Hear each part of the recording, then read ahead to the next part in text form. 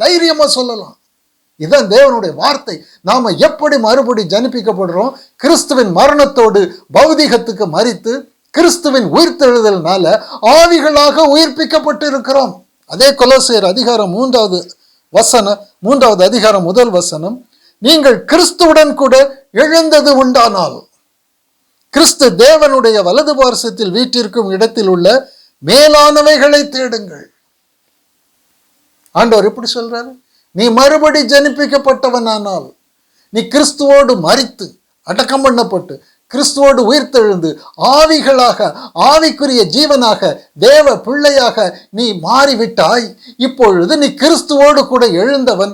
ஆனால் நீ இந்த பூமிக்குரியவைகளை, அதுக்கு அடுத்த வசனம் அப்படிதான் சொல்லுது, பூமியில் உள்ளவைகளை அல்ல மேலானவைகளையே நாடுங்கள்.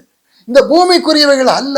நீங்கள் பூமியில் இருந்து உங்களை நான் காப்பாற்றி, நான் உங்களை தப்ப வைத்து கிறிஸ்து மரணத்தை கொண்டோம் அவருடைய உயிர்த்தெழுதலை கொண்டோம் அழிவுள்ள சரீரத்தை நீக்கிட்டு அழிவில்லாத ஆவிக்குரிய சரீரத்தை உங்களுக்கு கொடுத்து அழிவுள்ள உலகத்தில் இருந்து உங்களை மீட்டு கொண்டு அழிவில்லாத உலகத்திற்குள் உன்னதத்தில் கொண்டு நான் வைத்திருக்கிறேன். நீங்கள் உயிர்ப்பிக்கப்பட்டவர்கள், மறுபடி ஜனிப்பிக்கப்பட்டவர்கள். கிறிஸ்துவின் மரணம் உயிர்த்தெழுதலின் மூலம் நீங்கள் கிறிஸ்துவை நம்புகிற மனுஷர்கள் அல்ல, அழிவில்லாத வித்தினால் மறுபடியும் ஜனிப்பிக்கப்பட்ட ஆவிகளின் கூட்டமாக பரலோகத்தில் உன்னதத்தில் இருக்கிறீங்க. நீங்க தேட வேண்டியது இந்த காரியம் எதுவும் அல்ல. நீங்க தேட வேண்டிய பொக்கிஷம் பரலோக பொக்கிஷம். ஆண்டவர் ஒவ்வொருவருக்கும் இப்படிப்பட்ட ஒரு காரியத்தை அவர் வச்சிருக்கிறார். கிறிஸ்துவின் மரணம் உயிர்த்தெழுதலின் மூலமாக நான் மனுஷ ஜீவிதத்துக்கு மரித்து, மனுஷ சரீரத்துக்கு மரித்து, ஆவிக்குரிய சரீரத்தில் கிறிஸ்துவின் சரீரத்தில் ஆவிகளாக உயிர்ப்பிக்கப்பட்டிருக்கிறேன். வார்த்தை சொல்லுது. இந்த வசனத்தின் மேல் உள்ள நம்பிக்கை அழிவில்லாத வித்து. இது இந்த வசனம் தேவனுடைய அழிவில்லாத வித்து. இந்த வித்தினால், இதன் மேல் உள்ள நம்பிக்கையினால், கிறிஸ்துவின் மரணம் உயிர்த்தெழுதல் மேல் உள்ள நம்பிக்கையினால் நான் ஆவிக்குரிய ஜீவனாக மாறி இருக்கிறேன். இன்னைக்கு எத்தனை பேர் இப்படி விசுவாசிக்க முடியும்? ஏன் விசுவாசிக்கிறது இல்லை? இப்படி விசுவாசித்து நான் மறுபடி ஜனிப்பிக்கப்பட்ட ஆவியாக நான் அவரோடு கூட உன்னதத்தில் வீற்றிருக்கிறவனாக வரும்பொழுது மட்டுமே தான் நான் தேவனுடைய ராஜ்யத்தையும் அதன் நீதியை நான் தேட முடியும். அல்லது உலகத்தில் உள்ளவைகளை நான் தேடிக்கொண்டு இருப்பேன். அது தேவன் வேண்டான்னு சொல்லிட்டாரு. அது என்னுடைய காரியம், அது உன்னுடைய காரியம் அல்ல. உன்னுடைய காரியம் விசுவாசத்தில் மேல உள்ளதை தேடு. நம்ம பரலோகத்துக்கு போகும்போது இங்கே பரலோக ஐஸ்வர்யங்கள் எல்லாவற்றையும் நித்திய ஜீவனை கொள்ளையாக கொள்ளையடிச்சுக்கிட்டு தான் போகணும். அதில் எல்லாவற்றிற்கும் ஆண்டவர் நமக்கு வாய்ப்பு கொடுத்திருக்கிறார். பரலோகத்தை எவ்வளவு வேணாலும் ஆதாயப்படுத்து. பூலோகத்தில் நீ ஒன்னையும் ஆதாயப்படுத்த முடியவே முடியாது. அது முட்டுக்கட்டையாக இருக்கும். பரலோகத்தை ஆதாயப்படுத்த வேண்டியது உன் பொறுப்பு. பூலோகத்துக்குரிய காரியங்கள் எல்லாவற்றையும் உனக்கு சப்ளை பண்ண வேண்டியது என்னுடைய பொறுப்பு. என்னுடைய பொறுப்பை நான் 100% உத்தமமாக செய்வேன். உன்னுடைய பொறுப்பை 100% நீ உத்தமமாக செய்ய. உன் வாழ்க்கை எப்படி இருக்குன்னு பாரு. உன் வாழ்க்கையில் வருகிற ஒவ்வொரு சூழ்நிலைகளை நீ எப்படி ஜெயிக்க போகிற பாரு. உன் சந்தோஷத்தை யாரும் பறிக்கவே முடியாது. உன் வாழ்க்கை முழுவதும் நிம்மதியாக இருக்கும், இளைப்பாறுதலோடு இருக்கும். காரணம், நீ செய்ய வேண்டிய காரியத்தை நீ செய்யணும். நான் செய்ய வேண்டிய காரியத்தை நான் செய்வேன். நான் செய்ய வேண்டிய காரியத்துக்கு நீ இடரல் பண்ணக்கூடாது.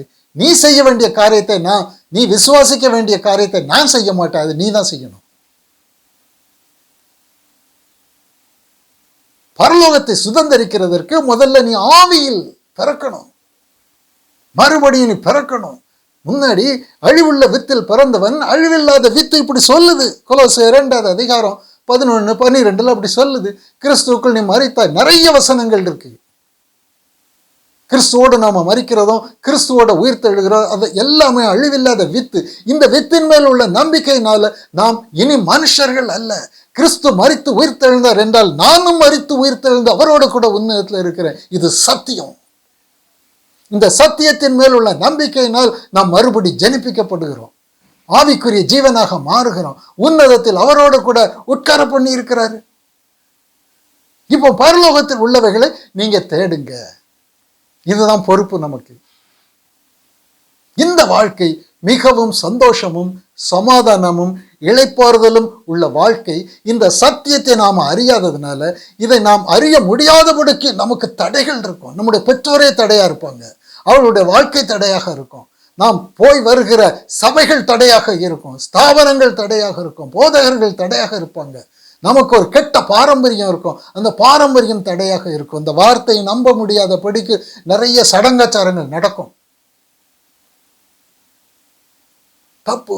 ஆண்டவர் சொல்லுகிற வார்த்தை இப்படிப்பட்ட ஒரு பின்னணியில் இருந்து நாம வருகிறதுனால நம்முடைய வாழ்க்கை சஞ்சலம் நிரம்பியதாகத்தானே இருக்குது.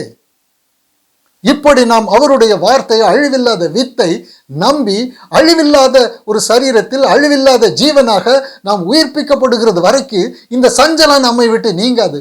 உயிர்ப்பிக்கப்பட்ட பின்பு ஆண்டவர் சொல்றாரு, இப்போ நீ விசுவாசிக்க ஆரம்பிச்சிரு, நீ பரலோக வாசி என்று விசுவாசிக்க ஆரம்பித்து விடு, நீ ஆவியில் உயிர்ப்பிக்கப்பட்டவன், நான் அவர்களுக்கு இந்த வார்த்தையை கொடுத்தேன், நான் உலகத்தான் அல்லாதது போல அவர்களும் உலகத்தான் அல்ல, கிறிஸ்துவுடனே கூட எழுந்தவர்கள், உன்னதத்தில் உள்ள பரம பொக்கிஷங்களை தேடுகிறவர்கள், பூமிக்குரியவைகளை கீழானவைகளை தேடுகிறவர்கள் அல்ல.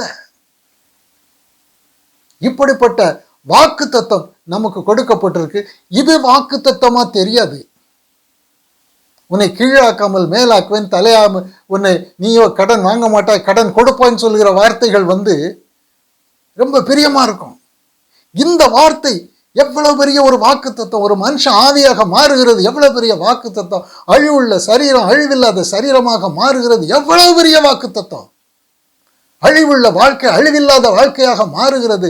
அழிந்து போகிற ஐஸ்வர்யங்கள் அழியாத நித்திய ஐஸ்வர்யங்களாக மாற்றப்படுகிறது. எவ்வளவு மேன்மையான சுவிசேஷம். பிசாசவன் கண்களை குருடாக்கி வச்சிருக்கிறான். உலகம் அப்படி இருக்குது அப்படிங்கிறதுனால நாம அப்படி இருக்கணுங்கிற அவசியம் இல்லை. உலகத்தார் எல்லாரும் பாதாளத்துக்கு போறாங்க அப்படிங்கிறதுனால நாம பாதாளத்துக்கு போகணும் என்கிற அவசியம் அல்ல. பரலோகத்தை வாஞ்சிக்கிறவன், நித்திய ஜீவனை வாஞ்சிக்கிறவன் மனுஷனுடைய பட்சத்தில் நிற்க மாட்டான். மனுஷனுடைய அடிமைத்தனத்திற்கு ஒருபோதும் சிக்கவே மாட்டான். அவன் கர்த்தரின் பாதத்தில் அவரோடு கூட கட்டப்பட்டவன், மறுபடி ஜனிப்பிக்கப்பட்டவன், கிறிஸ்துவோடு கட்டப்பட்டவன், அவருடைய சரீரமாக, ஆவிக்குரிய சரீரமாக மாறினவன். அந்த ஆவிக்குரிய சரீரமே சபை. கிறிஸ்துவோடு கூட ஆவிக்குரிய ஜீவனாக மறுபடி ஜனிப்பிக்கப்பட்டு அவர் தலையும் சரீரமாக ஒன்றாக கட்டப்பட்டு இருக்கிறார்களே, அந்த சரீரம் தான் சபை. பரலோகத்தில் பேரெழுதப்பட்டு இருக்கிற முதற் பேரானவருடைய சர்வ சங்கமாகிய சபையில் அவன் அங்கத்தினராக மாறுகிறான்.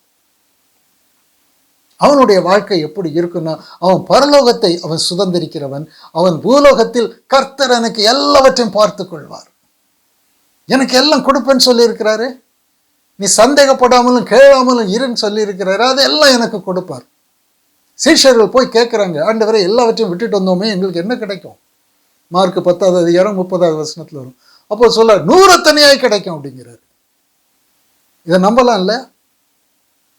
நாம் பரலோக பொக்கிஷங்களை சுதந்திரிக்கிறதுக்கு மறுபடி ஜனிப்பிக்கப்பட்டு, அழிவில்லாத வித்தினாலே ஜனிப்பிக்கப்பட்டு பரலோகத்தை சுதந்திரிக்கிற வாழ்க்கையில், விசுவாசத்தின் வாழ்க்கையில் நான் இறங்கும் போது என்னுடைய இம்மைக்குரிய காரியங்கள் எல்லாவற்றையும் நான் தேடுகிறதை விட 100 மடங்கு அதிகமாக உனக்கு கொடுப்பேன் என்று வாக்குத்தத்தம் பண்ணி இருக்கிறார்ல. அப்புறம் என்ன? அப்புறம் ஏன் சந்தேகப்படணும்? அப்புறம் ஏன் சஞ்சலப்படணும்? சிந்தையை கர்த்தருடைய சிந்தையை போல மாற்றணும்.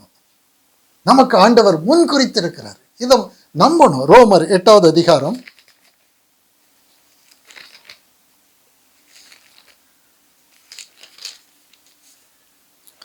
ரோமர் 8வது அதிகாரம் 29வது வசனம். தம்முடைய குமாரன் இயேசு அநேக சகோதரருக்குள்ளே முதற் பேரானவராய் இருக்கும் பொருட்டு தேவன் எவர்களை முன்னறிந்தாரோ அவர்களை தமது குமாரனுடைய சாயலுக்கு ஒப்பாய் இருப்பதற்காக முன் குறித்திருக்கிறார். நம்ம முன் குறிக்கப்பட்டவங்க. வானமும் பூமியும் தோன்றுகிறதற்கு முன்பே, உலக தோற்றத்திற்கு முன்பே இயேசு கிறிஸ்துவுக்குள் நாம் முன் குறிக்கப்பட்டவங்க. எதுக்கு? அந்த இயேசு கிறிஸ்துவின் சாயலுக்கு ஒப்பாக நாம மாறணும்.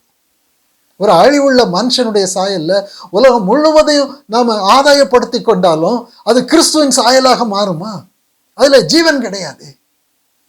கிறிஸ்துவின் அழிவில்லாத சரீரம், கிறிஸ்துவின் அழிவில்லாத ஐஸ்வர்யம், தெய்வத்துவம் முழுவதும் சரீர பிரகாரமாக அவருக்குள் வாசமாய் இருக்கு. நாம் சகல துரைத்தனங்களுக்கும் அதிகாரங்களுக்கும் தலையாய் இருக்கிற அந்த கிறிஸ்துவுக்குள் நாம் சம்பூரணமாய் இருக்கிறோம். அப்போ தெய்வத்துவத்தின் பரிபூரணம் கிறிஸ்துவுக்குள் நமக்கு கொடுக்கப்பட்டு இருக்கிறது. இதான் முன்குறிக்கப்பட்டு இருக்கிறோம்.